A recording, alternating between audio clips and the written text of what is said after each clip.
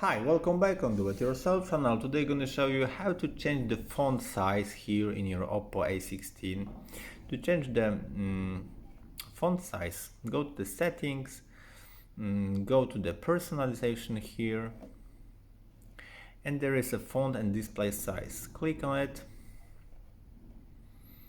Okay, and there you can choose the option of your text, how it can look like. There is a view and there is a font size, so you can put it to make it large.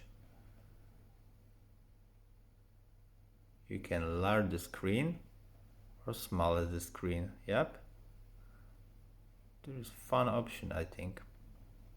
So let's take a look at if we option biggest font here, and as you see our font is much bigger right now.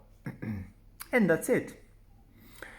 I hope the video is helpful for you. If yes, you can leave like, leave comment and leave subscribe, and see you by next video. Hey!